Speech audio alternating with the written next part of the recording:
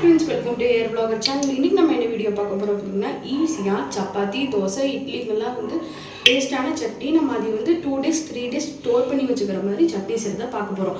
நம்ம வந்து வாணலில எண்ணெய் ஊத்தி வச்சு ஒரு சிட்டிகை அளவுக்கு கடுகு போட்டாச்சு, 2 green leaf போட்டாச்சு, கருவேப்பிலை. நெக்ஸ்ட் வந்து நம்ம அரைச்சு வச்சிருக்கோம் பாருங்க இங்க. வெங்காயம் 4, அதுக்கு அப்புறம் 2 பல்லு பூண்டு அரைச்சு வச்சிருக்கேன் போட்டு. இது வந்து செம்ம டேஸ்ட்டாக இருக்கும் ஃப்ரெண்ட்ஸ். இதை எப்படி பண்ணலாம்னு சொல்லிட்டு நம்ம வீடியோக்குள்ளே போய் பார்க்கலாம் வாங்க. இப்போ நம்ம அரைச்சி வச்சது ஆயிலில் ஆட் பண்ணிடலாம். ஆயில் நல்லா எல்லாம் ஹீட் ஆகி முடிச்சு எல்லாம் போட்டாச்சு வாங்க.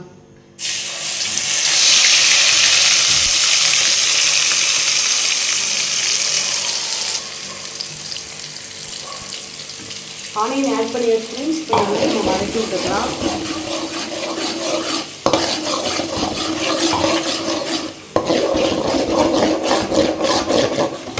ஓகே, நம்ம பெரிய தக்காளி ஒன்று எடுத்துருக்கோம் ஃப்ரெண்ட்ஸ். இங்கே பாருங்கள், இந்த சைஸ் தக்காளி ஒன்று இருந்தாலே போதும் நம்ம இந்த சட்னி செய்யறதுக்கு.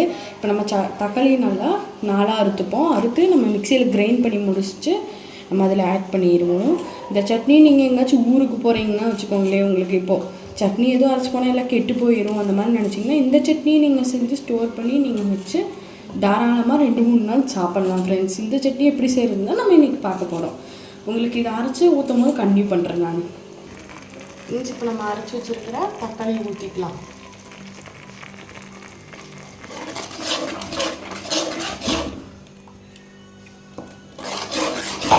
இப்போ நான் வந்து 1 tablespoon chilli powder add பண்ணிக்கிறேன். மிளகாய் பொடி 1 டேபிள் ஸ்பூன் ஆட் பண்ணிக்கிறேன் ஃப்ரெண்ட்ஸ்.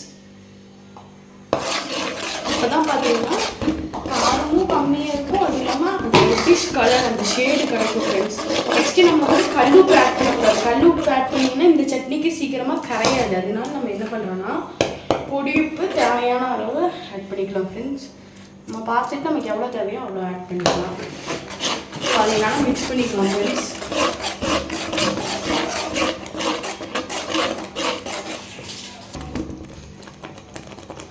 இந்த சட்னி வந்து நம்ம நல்லா மிக்ஸ் பண்ணிகிட்டே இருக்கணும் ஃப்ரெண்ட்ஸ். அப்போ தான் நல்லா டேஸ்ட் வரும். எண்ணெய் வந்து தனியாக பிரிஞ்சு வந்து நிற்கும் பார்த்தீங்களா, அந்த கன்சிஸ்டன்சியில் தான் சட்னி வந்து நமக்கு ரெடி ஆயிடுச்சுன்னு தெரியணும். அது வரைக்கும் நம்ம நல்லா அந்த ரெட்டிஷ் கலர் வர வரைக்கும் நம்ம நல்லா இன்றைக்கி அதை மிக்ஸ் பண்ண போகிறோம். சட்னியோட அவுட்ஃபிட் எப்படி வருதுன்னு பார்க்கலாம் இருங்க. சட்னி ரெடி ஆனதுன்னு நான் உங்களுக்கு காட்டுறேன். என்கிட்ட வந்து சமைக்கிற கோல்டு தான் செஞ்சிருச்சு, அதனால் அதை போட்டு நான் சட்னி செஞ்சுருக்கேன். நீங்கள் வேணால் கடலை எண்ணெயில் செஞ்சு பாருங்கள், செம்ம டேஸ்ட்டாக இருக்கும் ஃப்ரெண்ட்ஸ். கடலை எண்ணெயில் செஞ்சிங்கன்னா கடலை எண்ணெய் வந்து இல்லை வீட்டில், அதனால் கடலை எண்ணெயில் செய்ய நார்மல் எண்ணெயில் செஞ்சுருக்கோம். அவுட்ஃபிட் எப்படி வருதுன்னு பார்த்தாங்க. ஃபைனல் டேஸ்ட்டாக ஃப்ரெண்ட்ஸ் பாருங்கள் ஃப்ரெண்ட்ஸ், டேஸ்டியான சட்னி ரெடி ஆயிடுச்சு. உங்களுக்கும் இந்த மாதிரி சட்னி செய்யணுன்னா உங்களால் செய்ய முடியாமல் இருந்துச்சுன்னா கண்டிப்பாக எங்களை டிஎம் பண்ணிங்கன்னா நாங்களே உங்களுக்கு இந்த ஸ்பெஷல் சட்னி செஞ்சு தருவோம் ஃப்ரெண்ட்ஸ். உங்களுக்கு இந்த வீடியோ பிடிச்சிருந்தா லைக் பண்ணுங்கள், ஷேர் பண்ணுங்கள், கமெண்ட் பண்ணுங்கள், மறக்காமல் எங்களுக்கு சப்போர்ட் பண்ணுங்கள் ஃப்ரெண்ட்ஸ். Bye friends.